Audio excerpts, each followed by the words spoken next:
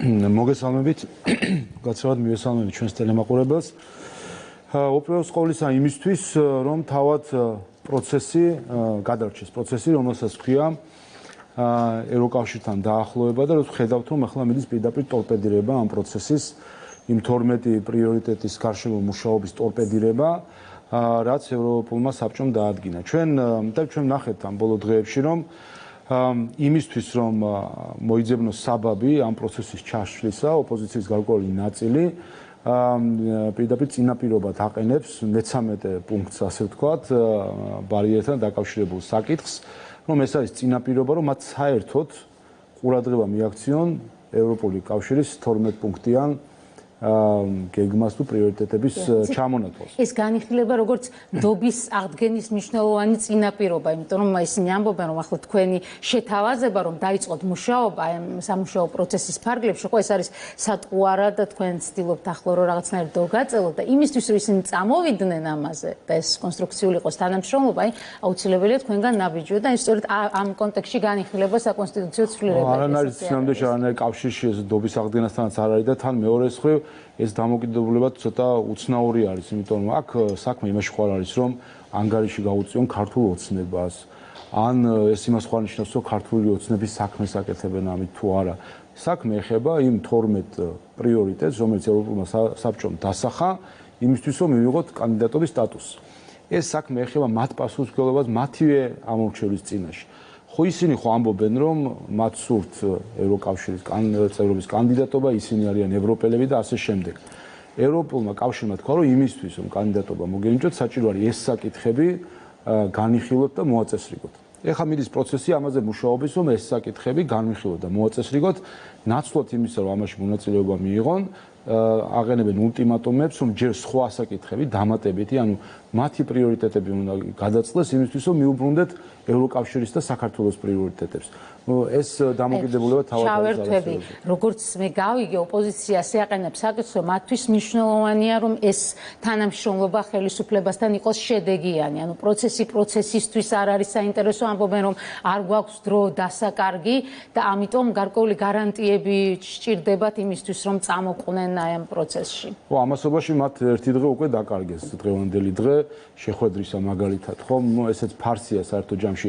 არავინ არავისთან არაფრის დამტკიცებას არ აპირებს. ჩვენ ვართ ჩვენი ამორჩევლების წარმომადგენლები და ჩვენი ხალხის წარმომადგენლები და ჩვენი ვალდებულება და პასუხისმგებლობა არის, რომ პარლამენტში ვიმუშაოთ საკითხებზე. აქ ახლა იმის მტკიცება, ვინმის ენდობა, არ ენდობა, ჩვენც ბევრ რაღაცაში არ ვინდობთ. არაადეკვატურია ნდობის საკითხზე. თავისთავად არაადეკვატურია, იმიტომ რომ საერთოდ რა თქმა უნდა არასერიოზული არის ქართულ ოცნებას ენდობა ქართული ამორჩეველი. ქართულმა ხალხმა ქართულ ოცნებას მისცა სახელისუფლებო მანდატი. ამაზე მეტი ნდობა რა უნდა იყოს. თან ახლახან სულ რამდენიმე თვის წინ დაადასტურა ეს მანდატი ადგილობრივი თვითმმართველობის არჩევნებზე.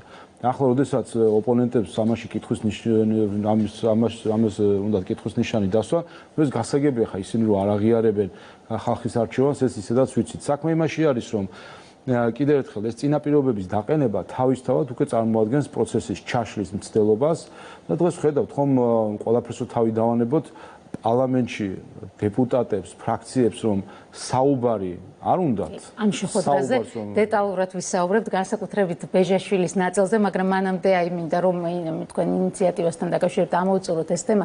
ულტიმატუმი, აი ეს შეაფასა ოპოზიციამ სექტორ და ზოგადად მიაჩნიათ, რომ ქართული ოცნება ახლა არ არის იმ მდგომარეობაში, იმ პოზიციებზე, რომ ბრიუსელს ესე ელაპარაკოს. თქვენ ასე აღიქვამთ, რომ ეს ულტიმატუმი წაუყენეთ დასავლეთს. ეს ულტიმატუმი არ არის და აი სწორედ იმ საკითხს ეღანაზეც დავიწყეთ საუბარი, რომ ვინაიდან ჩვენ ხედავთ, რომ ტორპედირებას ცდილობენ ამ პროცესის, ანუ საბაბს ეძებენ და გამოჩნდა, რომ ეს იყო საბაბი, რომელსაც ჩაეჭიდებოდნენ იმისთვის, რომ მთლიანად პროცესი კონსტრუქციული დისკუსიის ჩაეშალათ. ამიტომაც არის ეს ჩვენი შეთავაზება და ჩვენ ზუსტად ვიმეორებთ იგივე რამეს, რასაც ვამბობდით აქამდე ბარიერთან დაკავშირებით. და მათ შორის ამ ბოლო დღეებში, რომ არა დაბალი ბარიერი არის გარანტი პლურალიზმის და დეპოლარიზაციის. არამედ პირიქით, დეპოლარიზაცია არის ჯერ საჭირო იმისთვის, რომ დაბალმა ბარიერმა იმუშაოს იმ კუთხით, რომ პლურალიზმი უზრუნველყოს. დაბალ ბარიერს რო შეეძლოს დეპოლარიზაცია, ჩვენ უკვე დიდი ხანი გვექნებოდა დეპოლარიზაცია 2020 წელს 1%-იანი ბარიერი იყო, რამაც ჩვენ ნახეთ რა მოგვცა საბოლოო ჯამში. ჩვენ მოგვცა არა მრავალფეროვანი პარლამენტი მის დასაწყისში, არა პლურალისტური პარლამენტი, არამედ მოგვცა ნაციონალური მოძრაობა მრავალი სახით, რომელიც სინამდვილეში იყო ერთი მთლიანი, მოქმედებდა ერთი ტაქტიკით, ერთ კალაპოტში იყო ჩამჯდარი და საბოლოო ჯამში ნაცვლად პლურალიზმისა 1%-იანი ბარიერის პირობებში მივიღეთ ნაციონალური მოძრაობა მრავალი სახით. ახლა ამბობთ რომ მზად ხართ ამაზეც წახვიდეთ სტატუსის სანაცვლოდ, ახლა ჩაგეკითხებით ბრიუსელისგან თუ ელოდებით პასუხს და ელოდებით ახლა თუ წლის ბოლოს. ამასთან დაკავშირებით ვერ გეტყვით ახლა იქ პასუხი რა და როგორ იქნება, მაგრამ მე ისე თქმა მინდა რომ როდესაც 12 წინაპირობაზე ვსაუბრობთ, ერთ-ერთი არის სწორედ დეპოლარიზაცია და სხვა შორის ბევრი საუბრობს ამაზე, რომ საბოლოო ჯამში დეპოლარიზაცია მიიღწევა დანარჩენი 11 პუნქტის შესრულებითაც. ანუ როდესაც თუ კი პარტიები ითანამშრომლებენ, იქნება კონსტრუქციული დიალოგი, ეს საბოლოო ჯამში დაწევს რადიკალურ დღის წესრიგს და უფრო კონსტრუქციულ კალაპოტში მოაქცევს. შესაბამისად და რატომ კანდიდატის სტატუსი და შემდეგ 2%-იანი ბარიერი. კანდიდატის სტატუსის მინიჭება უკვე გულისხმობს ამავე დროს, რომ ის პუნქტები შესრულდა, მათ შორის კონსტრუქციული დიალოგის კუთხით და მათ შორის ეს იქნება ამის შედეგი იქნება ის, რომ რადიკალური დღის წესრიგი გადავა მეორე პლანზე და აქ უკვე შესაძლებელი გახდება, რომ 2%-მა თუ დაბალმა ბარიერმა შეასრულოს ის ფუნქცია, რომელიც მას აქვს, უზრუნველყოს პლურალიზმი და არა მრავალსახოვანი ნაციონალური მოძრაობა. თუმცა თქვენ ყოველთვის ამბობთ, რომ ერთგვარი პოლიტიკური ამოცანა ქართული ოცნების არის დაამარცხოს ან გააქროს პოლიტიკური ველი და ნაციონალური მოძრაობა და ახლა აძლევთ მას ფორას. ეს პოლიტიკური რისკიც არის თქვენი პარტიის მხრიდან შეიძლება. ფორას იმ შემთხვევაში თუ კი იქნება მაღალი პოლარიზაცია, ეს არის მნიშვნელოვანი. ანუ ჩვენ თუ შევხედავთ სწორედ იმისთვის და ამიტომ ამბობთ ჩვენ რომ ჯერ დეპოლარიზაცია და შემდეგ 2%, ვინაიდან იმისთვის რომ ჩვენ გქონდეს რეალურად და ნამდვილად პლურალისტური პარლამენტი, ნიშნავს რომ მიზანი რა არის, რომ იყოს სხვადასხვა, ბევრი სხვადასხვა, რამდენიმე სხვადასხვა პარტია, რომელსაც აქვს თავისი დღის წესრიგი, რომელსაც აქვს თავისი ინტერესები, სხვადასხვა მიმართულებები და არა სტატისტიკურად ბევრი პარტია იყოს პარლამენტში. ხო, მიზანი დაბალი ბარიერის არის მრავალფეროვანი, ანუ სხვადასხვა პარტია და არა სტატისტიკურად ბევრი პარტია. შესაბამისად, თუ კი ეს პარტიები, მათ შორის პატარა პარტიები მოახერხებენ, რომ გადაახდნენ თავის იმ დღის წესრიგს, რომელიც ხშირად დაკავშირებულია ნაციონალურ მოძრაობასთან, შეძლებენ თანამშრომლობას, მათ შორის ნაციონალურ მოძრაობას. ეს გამოიხატება 12 პუნქტის შესრულებაში. 12 პუნქტი, რომელიც წარმოადგენა ევროკომისიამ და არა ის 13 პუნქტი, რომელზეც საუბრობენ, როგორც წინაპირობა თუ საერთოდ მიუბრუნდნენ იმ 12 პუნქტს. თუ კი ამას დაძლევენ და იმუშავებენ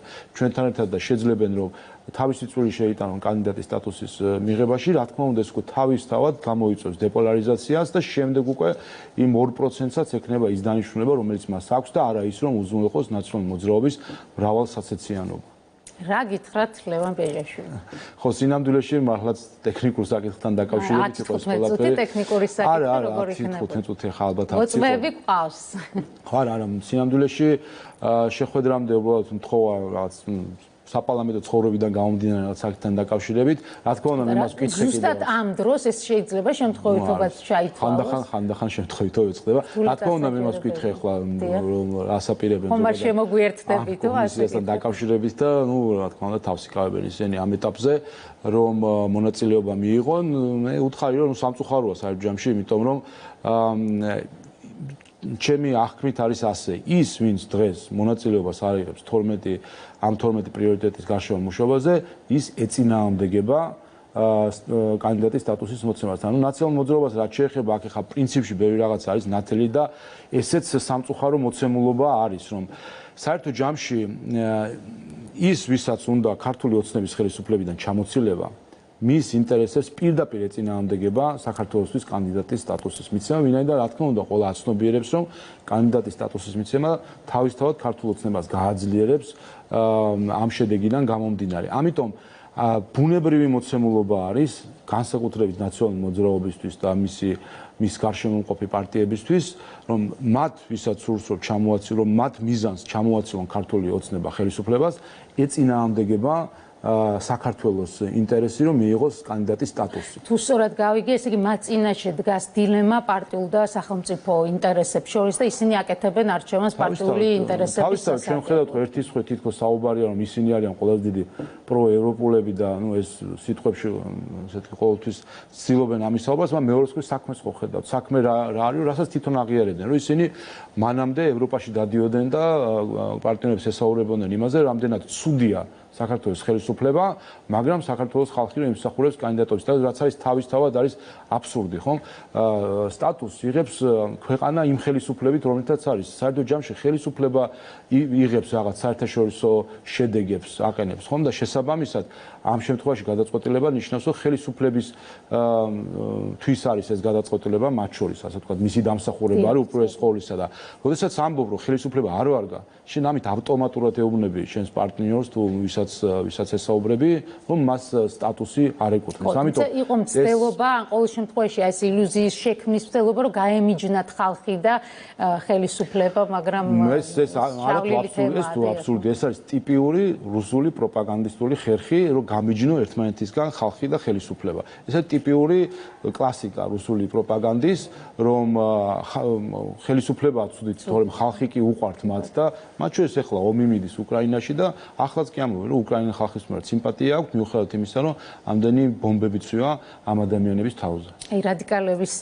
სიტუაცია და გეგმები რომ ამოვწუროთ, როგორ ფიქრობთ, არის თუ არა ახლა კამათი ნაცმოძრაობაში? მე მაინც ვფიქრობ, რომ ბეჟაშვილის შემთხვევით არ შემოსულა თქვენ კაბინეტში, იმიტომ რომ ის შედარებით კონსტრუქციული პოლიტიკოსია, ნუ ასე ვიცნობთ ყოველ შემთხვევაში მას წლების განმავლობაში და მისმა გუნდმა არ იცოდა სხვათა შორის, რომ ის იყო აი ამ შეხვედრაზე თუნდაც ტექნიკური მიზეზით და ამ რაღაც სკანდალური ამ ინფორმაციით ისეთი სკანდალური ელფერი შეიძლება. შეიძლება თუ არა საბოლოო ჯამში აღმოჩნდეს, რომ გარკვეული ნაწილი ამ პარტიის შედარებით კონსტრუქციული მაინც ჩაერთოს მუშაობაში, ეს პერსპექტივა თუ არსებობს? არც ნახოთ, საერთო ჯამში ნაციონალური მოძრაობა საკუთარი თავის მსხვერპლი არის ამ ნაციონალური მოძრაობის წევრებს გულისხმობ. მსხვერპლია საკუთარი პროპაგანდისტული ხაზის, რომელიც მათ აქვთ უკვე 2011 წლიდან მოყოლებული, რომ ქართული ოცნება ეს არის რუსული პროექტი და ასე შემდეგ პუტინი ყველაფერი რასაც ამბობენ, აი ამ ქვაბში იხარშებიან, რაც თავარია ამ შხამს აძლევენ თავის ამორჩეველს და მხარდამჭერებს, ამით ასაზრდოებენ თავის ამორჩეველს, უღუებენ ზიზღს ხელისუფლების მიმართ და საბოლოო ჯამში თავად არიან ამ ზიზღის მსხვერპლი. იმიტომ რა თქმა უნდა თავისთავად ნებისმიერი ადამიანი, რომელიც ასე ვთქვათ, მთელი მისი პროპაგანდა დაკავებული არის იმით, რომ გააღვიოს ზიზღი, საბოლოო ჯამში ეს თგუნავს ადამიანს, თუ კი მას რაიმენაირად ასე ვთქვათ, ადამიანური ემოციები აქვს. ასე რომ ერთის მხრივ გასაგებია ეს მეტნაკლებად ასე ვთქვათ, ღია საიდუმლოც კი არის, რომ ნაციონალურ მოძრაობაში არის სხვადასხვა ჯგუფები და სხვადასხვა რადიკალიზმით სხვადასხვა დონით ხარისხით გამოირჩევიან,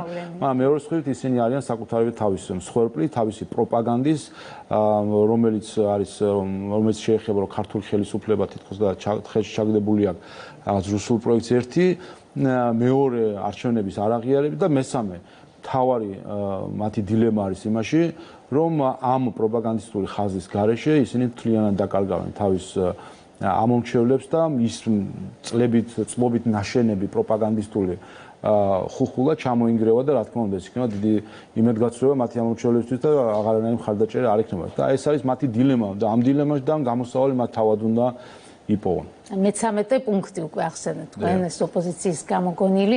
ამისთვის აუცილებელია მათი აზრით, რომ დაინიშნოს რიგარეს შესხდომა, ამისთვის იწყებენ კონსულტაციებს პრეზიდენტთან. თქვენი ხედვა როგორია? გასაგებია, რომ ეს იდეა არ არის პირველ ეტაპზე მისაღები, მაგრამ შეიძლება თუ არა გარკვეული პირობებით შეიცვალოს თქვენი დამოკიდებულება ამ საკითხის მიმართ და პრეზიდენტისგან რა სელოდებით შეიძლება, რომ მან დანიშნოს სხდომა? დიახ, ეს მე-13 პუნქტი, რომელიც ეწინააღმდეგება პირველ პუნქტს, ხო, თავისთავად ეს მოცემულობა, რომ თავის თავზე იღებენ, ასე ვთქვათ, ამხელა ტვირთს, რომ ამ 12 ნაფიქრ პრიორიტეტს კიდე თავისი მე-13-ს დაამატონ, ეს თავისთავად უკვე აჩვენებს უტიფრობის დონეს, მაგრამ რაც შეეხება ამ იდეებს თქვა რიგ გარეშე სესიასთან დაკავშირებით და ასე შემდეგ მე არც ვიცი. ახლა ისეთი მნიშვნელოვანი მომენტია ქვეყნისთვის, საჭიროა პარლამენტმა იმუშაოს, იცით და ეს გზავნილი პოპულარულია საზოგადოებაში. პრეზიდენტს ვინაიდან ხედავთ ხო ამაზე ლაპარაკობენ და ჯერ ვერც კი მოუფიქრებიათ რასთან დაკავშირებით უნდა იყოს სესია, ხო? ასე ხო არ ხდება სესიას პროცესი. თავისთავად არანაირი დღის წესრიგი ამ კუთხით არ არსებობს. ვინაიდან არის საკითხები, რომელიც ჩვენ ამას არ ვამბობთ, რომ უნდა განვიხილოთ მოვამზადოთ, შემდეგ შესაბამისი კანონმდებლობაში ცვლილებები შევიტანოთ. ჩვენს გეგმაში თარიღებიც კი ამოცემულები, როდის იქნება ინიციირებული კანონპროექტი, როდის მივიღებთ პირველი, მეორე, მესამე მოსმენით, ყველაფერი არის გაწერილი და ყველაფერი გარკვეულ სამუშაოსთან არის დაკავშირებული. ამას უწოდებენ ისინი დროის გაყვანის მცდელობას, ისინი ამბობენ, რომ ახლავე უნდა გაკეთდეს ყველაფერი. ეს სახალხო შეკრება ხო არ არის სადღაც თემის ყრილობა, როდესაც დარბაზში შევიკრიბებით და იქ დავდგებით და დავიწყებთ ბჭობას რაღაც რეფორმებს და იქვე ადგილზე მოვიფიქრებთ რაღაც რეფორმებს, იქვე ადგილზე ხელსავწეთ კანონპროექტ შევადგენთ, ხელსავწეთ და კანონად მივიღებთ, ხო აბსურდია. თუმცა უტრირებული, მაგრამ მარტივი მესიჯი აქვს, რომ როგორ უნდა შეასრულოს ხელისუფლებამ 12 პუნქტი, როდესაც სესიაც კი არ არის დაგეგმილი. ხო, ეს არ ვიცი, ეს ალბათ ზოგიერთის გამოუცდელობის ბრალი არის საპარლამენტო ცხოვრებაში. თუ კი გონია რომ როდესაც არ არის სესია პარლამენტი იმ დროს ისვენებს ხო მოვისმინეთ ერთი დეპუტატისგან რომ ისვენებსო და ნუ ახლა არის ის ამ ადამიანებმა რას ნიშნავს საკომიტეტო სამუშაოები და ზოგადად რას ნიშნავს პარლამენტის წევრის მუშაობა ხედავთ ხო პარლამენტი ჩვეულებრივად მუშაობს კომიტეტები მუშაობს სხდომებიც იმართება საკომიტეტო მოკვლევები ტარდება და ასე შემდეგ არავინ იმის გამო რომ სესია არ არის სესია ზოგადად სასესიო საგაზაფხულო და საშემოდგომო სესიას აქვს თავისი პერიოდი მაგრამ ის რომ არ ტარდება პლენარული სხდომები სულაც ამნიშნავს რომ პარლამენტი არ მუშაობს ასე რომ ეს თავისთავად ან არცოდნით არის გამოწვეული ზოგიერთი პარლამენტის წევრისგან რომ გონია რომ ეს ავტომატურად ნიშნავს რომ პარლამენტი საერთოდ არ მუშაობს არ ვიცი თქვენი ჟურნალისტებიც იქ არიან და მათ შორის ყველა ჟურნალისტიც იქ არის თავად ოპოზიციელი კოლეგებიც იქ არიან და ხედავენ ყველა მუშაობს იმისთვის რომ მთელი პროცესი წლის ბოლოს შეფასდეს წარმატებულად ხელისუფლების პასუხისმგებლობაა რომ ოპოზიციის ჩართულობაც უზრუნველყოს და არასამთავრობო სექტორის ხო ესეც არის ერთ-ერთი პირობა ბრიუსელის რეკომენდაციებში თქვენ გქონდათ შეხვედრა ამას ისიც უნდა დავამატოთ რომ თქვენ პირდაპირ განაცხადეთ რომ ესე იგი NGO-ების ნაწილი არის პოლიტიკური აქტორი და მოუწოდეთ კიდეც რომ პარემას ეგ პარტიების ჩამოაყალიბონ და აქვე საიას თავმჯდომარის გამოხმაურებაც უნდა მოვიშველიოთ რომ სულაც არ მორიცხამ რომ შინ ევროპისკენ შეიძლება ანუ ნაწილი მაინც პოლიტიკურ პარტიად გადაიქცეს აი ამ გამწვავებული ურთიერთობების ფონზე როგორ წარმოგიდგენიათ კონსტრუქციული თანამშრომლობა მაგალითად გიორგი მშვენიერაძე როგორ შეიძლება რომ ის ჩაერთოს ამ პროცესში როგორც ობიექტური წარმომადგენელი არასამთავრობო სექტორის ჩვენ რა თქმა უნდა როდესაც საუბრობთ სამოქალაქო სექტორზე უპირველეს ყოვლისა ეს უფრო ფართოცნებაა ვიდრე უბრალოდ არასამთავრობო ორგანიზაცია ეს იგულისხმება რა თქმა უნდა საზოგადოების წარმომადგენლები უპირველეს ყოვლისა თავისთავად არის ასევე ორგანიზაციები რომლებიც სხვადასხვა სფეროს მიხედვით მუშაობენ დღეს მე შეხვედრა მქონდა აღმოსავლეთ პარტნიორობის სამოქალაქო პლატფორმასთან რომელიც აერთიანებს თითქმის 200-მდე არასამთავრობო ორგანიზაციას რომელიც გახლავთ ევროკავშირის ოფიციალური პარტნიორი როგორც არასამთავრობო სექტორების წარმომადგენელი თითქმის ყველა არასამთავრობო ორგანიზაცია არის გაერთიანებული ამ პლატფორმაში და რა თქმა უნდა ჩვენ უზრუნველყოფთ სამოქალაქო სექტორის ჩართულობას აქვე უნდა ითქვას რომ უპირველეს ყოვლისა ამ 12 პუნქტის შესრულება არის ხელისუფლების პასუხისმგებლობა ესეც მნიშვნელოვანია რომ ყველამ გაიაზროს ეს ჩვენი პასუხისმგებლობაა მიუხედავად იმისა ჩვენი ოპონენტები ჩაერთვებიან ამაში თუ არა ან ყველა ჩაერთვება თუ არა ვინ ჩაერთვება და ვინ არა ჩვენი პასუხისმგებლობა არის ჩვენი ხალხის წინაშე რომ ეს 12-ვე პუნქტი შევასრულოთ თუმცა მათი მონაწილეობის გარეშე ეს შეიძლება არ იყოს დამაკმაყოფილებელი თავისთავად აი უყურეთ პასუხისმგებლობა ჩვენია მაგრამ იმისთვის რომ ეს პროცესი იყოს სრულყოფილი ამისთვის საჭირო არის ინკლუზიურობა ამისთვის საჭირო არის სხვების თანამონაწილეობა და სწორედ ამას გულისხმობთ ჩვენ როდესაც ვამბობთ რომ მნიშვნელოვანი არის რომ ჩვენი ოპონენტები ჩართული იყვნენ და პირიქით ის რომ ჩვენი ოპონენტები არ ერთვებიან და იციან რა რომ ეს მნიშვნელოვანია პროცესისთვის ეს არის სწორედ პირდაპირ დისკრედიტირება პროცესის და ჩაშლისწრება პროცესის რაც შეეხება არასამთავრობო ორგანიზაციებს ზოგიერთს და ეს თქვით და ეს სამწუხარო მოვლენა არის რომ საბოლოო ჯამში წლების განმავლობაში ასე ნაშენები სექტორი ასე უცებ ჩამოიშალა მისი ნაწილი ყოველ შემთხვევაში ჩამოიშალა თქვენ ამას ისე დამაჯერებთ რა არის იცით დისკრედიტირება ხდება თავად სექტორისა რა კუთხით რომ ზღვარი მთლიანად წაიშალა ადრეც გითხვას უკვე ვეღარ გავარკვევთ სად არის პარტია და სად არის არასამთავრობო ორგანიზაცია, რომელია მათ შორის პარტია, რომელია არასამთავრობო ორგანიზაცია. სხვა შორის საინტერესოა, პრინციპში არასამთავრობო ორგანიზაციაც ისევე როგორც პარტია, ეს არის გაერთიანება ხალხის, ხომ? საერთო ჯამში თავის ბუნებით ერთმანეთს გავს. მაგრამ აქ მნიშვნელოვანია ვიცოდეთ რა არის სხვაობა, რა მომენტში ხდება არასამთავრობო ორგანიზაცია პარტიად და პოლიტიკოსებად რა მომენტში და რა სხვაობა მათ მიზნებში და სხვაობა არის სწორედ მიზნებში. პოლიტიკური პარტიის მიზანი არის, რომ მან საკუთარი წარმომადგენლებიდან, ან საკუთარი გარემოცვიდან დააკომპლექტოს სხვადასხვა თანამდებობები, ქონდეს გავლენა საკანონმდებლო პროცესზე და ქონდეს გადამწყვეტი სიტყვა კანონების მიღებაში, თანამდებობებზე, დანიშვნებში და ასე შემდეგ, რას ხედავთ ახლა ზოგიერთი არასამთავრობო ორგანიზაციის პრეტენზია რაში მდგომარეობს, რომ მათ ოფიციალურად განაცხადეს აი ამ დიდმა არასამთავრობო ორგანიზაციებმა, რომლებსაც ჩვენ ყოველთვის ეკრანით ხედავთ, განაცხადეს პირდაპირ, რომ მთავრობა უნდა გადადგეს და ახალი მთავრობის დაკომპლექტებაში მათ უნდა ჰქონდეთ ერთ-ერთი გადამწყვეტი სიტყვა, მათ შორის ვეტოს უფლება და დაკომპლექტებაში. ანუ არასამთავრობო ორგანიზაცია, რომელსაც არ აქვს არანაირი სახალხო მანდატი და ლეგიტიმაცია ხალხისგან, ითხოვს, რომ მას ჰქონდეს გადამწყვეტი სიტყვა მთავრობის დაკომპლექტებაში. არა ხალხის წარმომადგენელს, არამედ მას ორგანიზაციას, რომელიც 10-20 კაცისგან შედგება, რაღაც დაფინანსება აქვს და რომელიღაც პროექტს ახორციელებს. და სწორედ აი ამ მომენტში, როგორც კი ორგანიზაცია აცხადებს პრეტენზიას, რომ მას ჰქონდეს გადამწყვეტი სიტყვა თანამდებობების დაკომპლექტებაში, კანონების მიღებაში, სწორედ ამ მომენტში ეს ორგანიზაცია ხდება პარტია და მას უკვე აქვს პარტიული მიზნები. ამას ვამბობთ, ახლა ფაქტობრივად ჩვენი თვალწინ მოხდა ტრანსფორმაცია თუ უბრალოდ გამოაშკარავება, რომ ზოგიერთი ორგანიზაცია იქცევა უკვე როგორც ჩვეულებრივად როგორც პარტია, ის უბრალოდ არ არის რეგისტრირებული როგორც პარტია და ამავე დროს გამოდის, რომ არის პრივილეგირებული პარტიებთან შედარებით. და ამას ვეუბნებით ჩვენც, რომ თუ გინდათ რომ იყოთ პარტია, გქონდეთ პარტიული მიზნები, მთავრობის ხელისუფლებაში, სხვა თანამდებობის დაკომპლექტება, კანონების მიღება, მაშინ შემოდით ამ ველზე. იმიტომ ამ ველში ნიშნავს, რომ თქვენ გექნებათ დაფინანსების გამჭვირვალობის ვალდებულება, რაც ახლა არ აქვთ. თქვენ გექნებათ ხარჯების გამჭვირვალობის ვალდებულება, რაც ახლა არ აქვთ. თქვენ გექნებათ მათ შორის შიდა დემოკრატიული მართლობის შემოღების ვალდებულება, რაც ახლა არ აქვთ. ამიტომ არის, რომ პრივილეგირებულ მდგომარეობაში არიან გაუმჭვირვალე სტრუქტურით, ან გაუმჭვირვალე ფინანსებით და შემოდიან იმ ველში, სადაც არიან პარტიები. ამიტომ თქვენ აღწერეთ მოცემულობა, გნებავთ პრობლემა, მაგრამ გამოსავალი რა არის? იმიტომ რომ თქვენ ახლა გჭირდებათ მოკავშირე სამოქალაქო სექტორი იმისთვის, რომ შეასრულოთ ბრიუსელის რეკომენდაციები. საბედნიეროდ სამოქალაქო სექტორი საქართველოში გაცილებით დიდია და უფრო დიდია, ვიდრე 1-2 არასამთავრობო ორგანიზაცია და საბედნიეროდ ეს წარმომადგენლები, რა თქმა უნდა, არიან და რა თქმა უნდა, მათაც აქვთ ინტერესი, რომ მონაწილეობა მიიღოს. საბოლოო ჯამში, რა თქმა უნდა, არავის არ ეზღუდება მონაწილეობა ამ პროცესში. მთავარი პრობლემა რაში? პრობლემა იმაშიც არ არის, რომ რომელიღაც არასამთავრობო ორგანიზაცია პარტიად არის ქცეული. პრობლემა იმაში არის, რომ საქმე გვაქვს ფარსთან.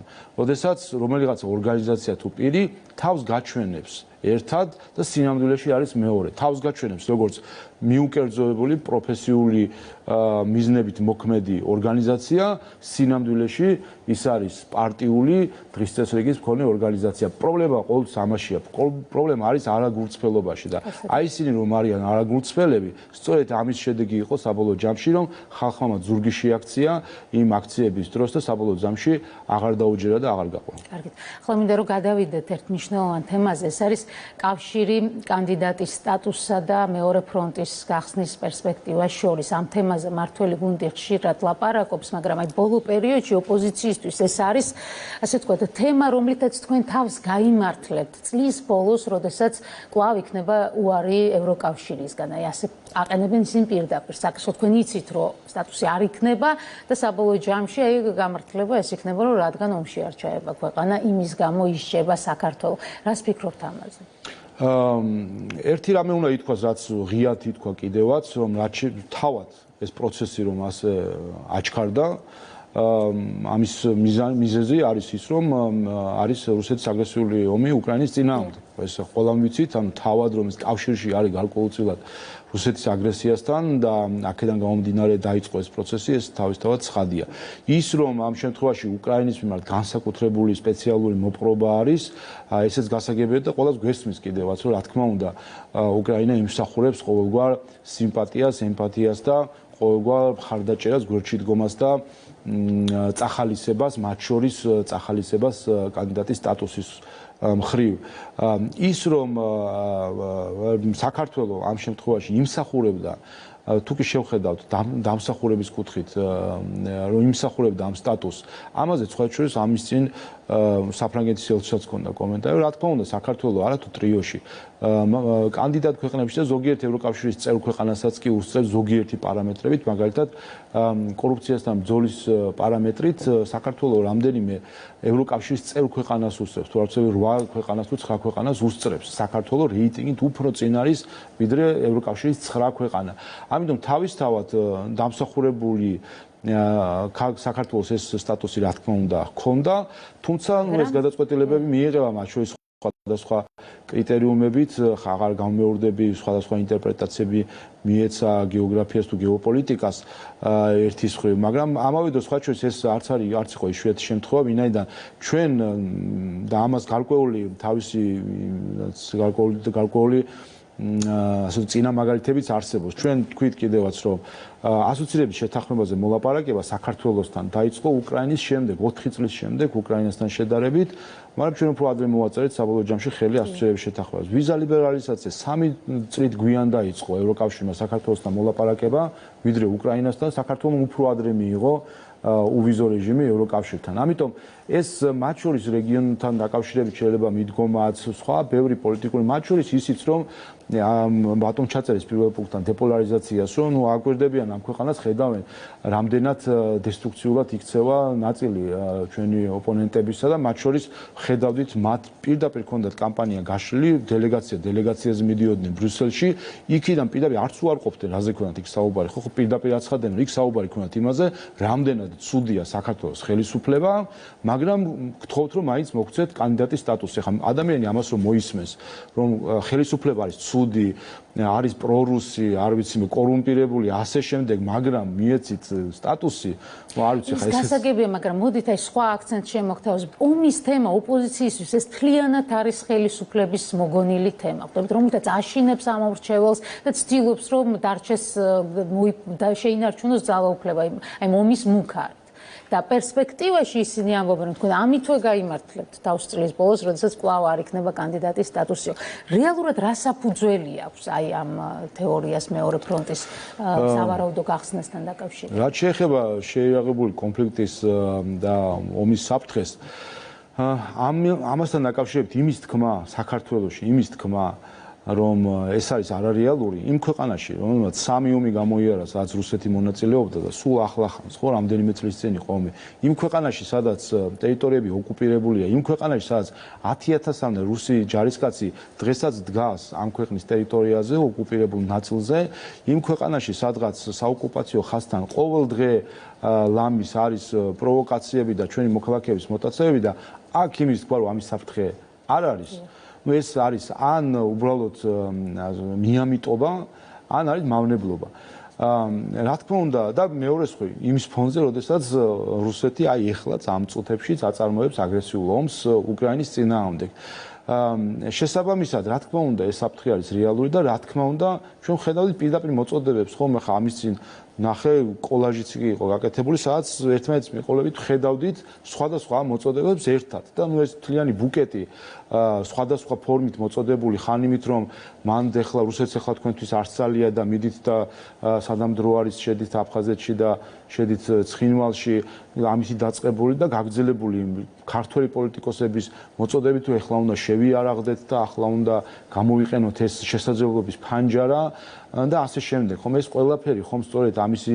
ინსპირირება არის წაქეზება ამ იდეამდე მიყვანა რომ შეიძლება ერთის მხრივ რაღაც საკითხი გადაწყვიტო სამხედრო გზით და აქ საერთოდ ივიწყებენ ამ თელ აქამდე რაც იყო რა გამოდის რომ მათთვის ეს შეუძლებელი სიტყვები იყო როცა საუბრობდით რომ არანაირი საომარი გზით ტერიტორიული საკითხების გადაწყვეტა არ იქნება და ჩვენთვის პრიორიტეტი არის ჩვენ აფხაზ და ოს ძმებთან და დებთან ნდობის აღდგენა ეს ყველაფერი რაც აქამდე მათ შორის ზოგიერთ არასამთავრობო ორგანიზაციას თუ პოლიტიკოს ამდენი ნასაუბრები რო აქვს ეს ყველაფერი თურმე რა იყო ფარსი იყო ესეც და სინამდვილეში მომენტს უნდა ველოდოთ, რომ ეს მომენტით ვისარგებლოთ და შევიარაღდეთ, ავიყაროთ იარაღი და დავიწყოთ ომი. საბოლოოდ მოკლე პასუხი ასეთი იყო ხოლმე, რომ როცა საჭიროა უნდა იომო და ამით აი სინამდვილეში ეს აჩვენებს რამდენად სხვა რამეშიც არაგურცფერი არის, მაგრამ თუმცა აქაც როგორი არაგურცფერი ყოფილან, როდესაც საუბრობენ დობის აღდგენაზე, როდესაც საუბრობენ ჩვენ აფხაზ და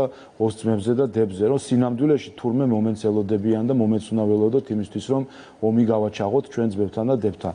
ესეც აჩვენებს კიდევ ერთხელ ვისთან გვაქვს საქმე და კიდევ ერთ რამეს აჩვენებს, რომ ნამხელა ხიფათია საბოლოო ჯამში ნაციონალ მოძრაობის მის გარშემო მყოფი პარტიების თუ გარკვეული ორგანიზაციების ხელისუფლებაში დაბრუნების შემთხვევაში. ეს არის მთელი პოლიტიკა, რომელსაც ჩვენ ხედავდით მანამდე, ეს მთელი პოლიტიკა ჯერ კიდევ ცოცხალი არის, ცოცხალია და ისევ იხარშება ოპოზიციურ, ასე ვთქვათ, ფლანგზე და იმ მომენტშივე, როგორც კი ექნება სახელმწიფო ბერკეტი, იმავე მომენტში ის რეპრესიის მანქანაც ამოქმედება, დღეს მხოლოდ სოციალურ ქსელში და ბულინგით რო არის დაკავებული, იმ კლანჭებს შეიძენს, რასაც ქვია რეპრესიული მანქანის კლანჭები და ისევე ამოქმედება და ისევე იქნება ის ყველაფერი, რაზეც ნუ ახლა ვსაუბრობთ, მათ შორის ის პოლიტიკა, რომელიც დაკავშირებული არის აფხაზეთთან და ცხინვალის რეგიონთან. უნდა შევეხოთ არახამიას ახალ გამოჩენას, ასე ვთქვათ, თუმცა ის მარტო არ არის, მოვისმინეთ მაკფოლის განცხადება და ჩვენ ასევე გვაქვს უკვე ინფორმაცია ბიძინა ივანიშვილის ადვოკატების მიერ გავრცელებული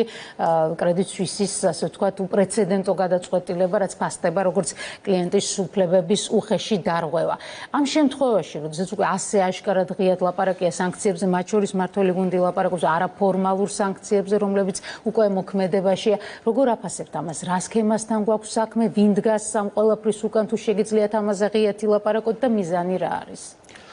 საერთო ჯამში სხვადასხვა საკითხებია, მათ შორის რაც შეეხება კრედიტ სუისის მოქმედებას, აქ გარკვეულწილად შეიძლება არის მათ შორის მცდელობა, რომ გამოიყენოს, ასე ვთქვათ, მიზეზად და საბაბად ის, ასე ვთქვათ, გარკვეული საბაბები ეძებოს იმისთვის, რომ ისედაც ის დავა, რომელიც არსებობს მასსა და ბიძინა ივანიშვილის შორის, გარკვეულწილად, ასე ვთქვათ, ამითი იმართლოს თავი და გარკვეული ქმედებები არ განახორციელოს. ამიტომ აქ რთულია რამის თქმა სინამდვილეში. ხო, ერთის მხრივ, მეორეს მხრივ, რა თქმა უნდა, გასაოცარია, როდესაც შვეიცარია თუ რამით არის ცნობილი, მათ შორის არის საბანკო სისტემის სანდოობით ცნობილი და ამხელა, აგითხრათ, ავანტიურაზე, როდესაც მიდის ბანკი, რომელიც სხვა შორის ახლახან სულ რაღაც წააგო, ხო, მათ შორის სასამართლო დავა, ასეთ სამგვარ საკითხთან დაკავშირებით.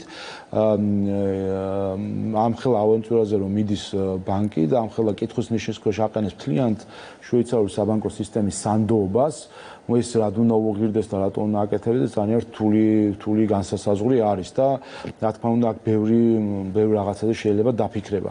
რაც შეეხება ზოგიერთი უკრაინელი პოლიტიკოსის ტანდემს ქართველ პოლიტიკოსებთან, ეს ჩვეულებრივი ტანდემია, ხო ხედავთ, ესე იგი როგორ მიდის ერთმანეთთან შეხმატკილებული კამპანია, რომელიც სინამდვილეში ერთ რამეს გულისხმობს, ეს გულისხმობს საქართველოს დისკრედიტირებას.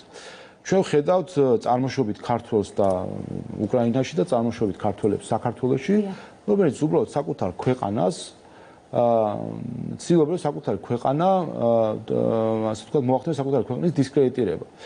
აქაც მართლა შეიძლება ჩამოწეროს ადამიანი და გაიხსენოს. რამხელა კამპანიები იყო ატეხილი, ხან სამხედრო თვითმფრინავმა გადაგუფრინა თურმე საქართველოს, რაც აღმოჩნდა ტყუილი, იქ რძესთან დაკავშირებული თუ რაღაც ასე შემდეგ ძის პროდუქტებთან, რაც აღმოჩნდა ტყუილი, რამდენი გემი შემოვიდა, გავიდა თუ რაც მოხდა, რაც აღმოჩნდა ტყუილი, ყველაფერი რაც საბოლოო ჯამში აბრალეს, საკუთარ სამშობლოს აბრალებენ დანაშაულებს, ხო? ხალხი, მათ შორის ხალხი, რომელიც არის ხალხის რჩეული დეპუტატები არიან, ამ ქვეყნის პარლამენტის წევრები არიან, საკუთარ სამშობლოს აბრალებენ დანაშაულების ჩადენას და რაღაც ოკუპანტთა თანამშრომლობას. დეშმაკური ნიუანსი. არახამი ამბობს, რომ ხალხო, თქვენ ნუ შეგეშინდებათ.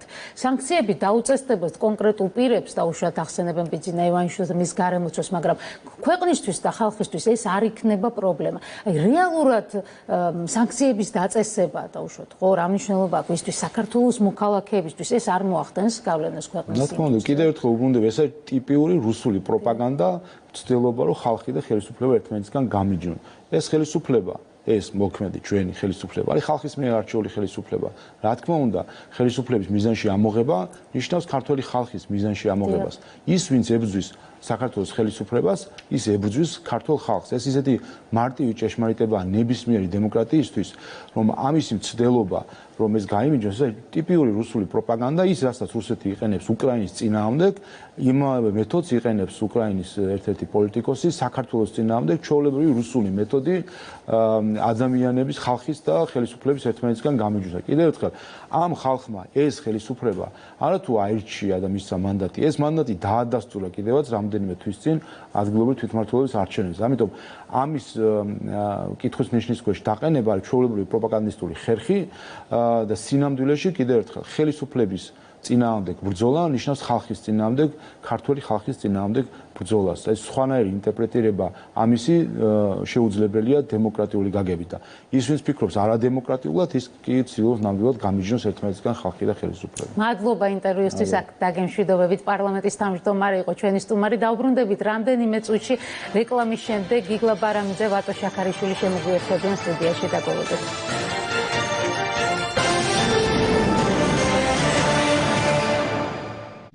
მე სოფო ბერიძე ვარ, აქ იმედია.